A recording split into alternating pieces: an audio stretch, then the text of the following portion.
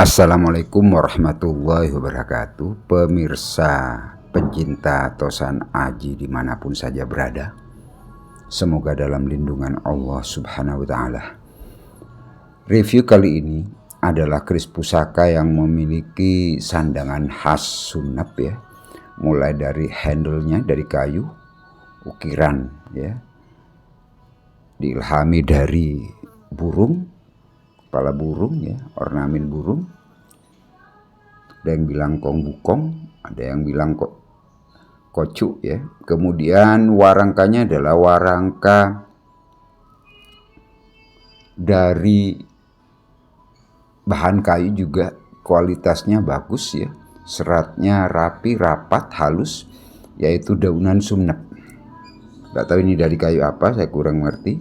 Pusakanya adalah ini, yaitu keris pusaka garap Keraton Sumenep dengan dapur. Kalau di Pakem Jawa ini adalah jalak nguri. Tantingannya ringan ya, besinya pulen, kemudian pamornya ngebior. Walaupun ini sebenarnya sudah lebih 10 tahun tidak diwarangi ulang. Bilahnya ramping, ricikannya lembut namun tegas ya. Kita mulai dari bagian gandek lugas, kemudian tikel alisnya kecil namun tegas walaupun tertutupi pamor. Pijitannya dangkal. Kemudian di tengah ada odo-odo, di belakang odo-odo terdapat serawean dan gereneng. Gonjonya sabit rontal ya, bisa dikatakan seperti itu.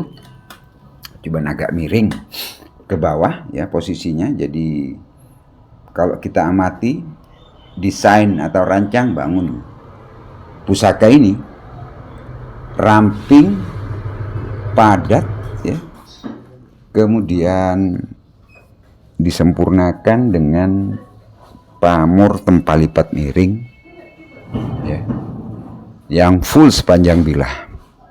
Dan kalau kita raba permukaannya itu nyekrak, jadi kondisi dari pamor itu lebih timbul daripada besinya yang pulen. Tantingannya ringan, jadi bisa kita lihat di sini adalah jenis pamornya adalah pamor meteorit yang keras ya. Tentunya kalau keras seperti ini bisa juga mengandung titanium. Kelihatan kalau pemirsa amati, ini perbesarannya 3 kali.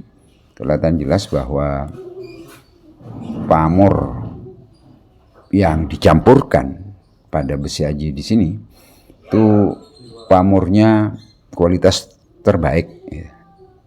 Kemudian ricikan yang lain, kalau pemirsa lihat, pijitan bagian depan itu nyambung dengan keruingan depan, kemudian serawian bagian belakang nyambung ke keruingan belakang. Tadi yang dilupakan juga ada satu ricikan penting pada keris pusaka yakni keris pusaka ini ya, yakni gusin dan lis-lisan. Kalau kita amati betul, maka rancang bangun ini menunjukkan kekhususan ya. Walaupun rancang bangunnya cukup lengkap, namun keluasan dari keris pusaka ini terasa.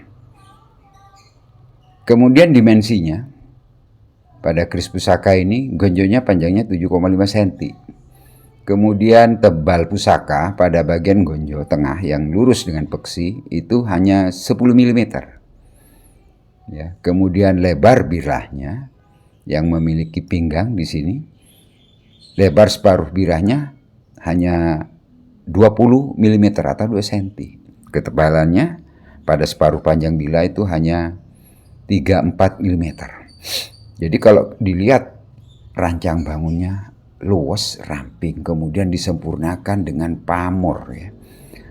Saya lebih sreg mengatakan ini ada agung atau ujung gunung juga bisa. Kita lihat di sini kedua kakinya itu nerjang bila, itu menunjukkan kedua sisi itu nyambung. Kelihatan jelas bahwa tuah dan filosofi dari keris pusaka yang berdapur jalak muri berpamor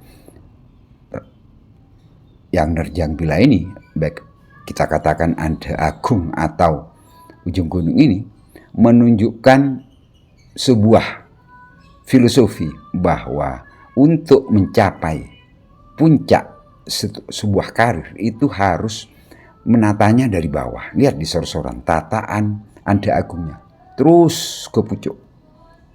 Dan jangan melupakan rakyat bawah, akar rumput. Makanya di situ nembus ke samping bila atau nerjang bila. Jadi di sekeliling keris pusaka ini ada alam semesta yang harus kita ingat, yang harus kita ayomi, baik itu manusia dan lingkungannya.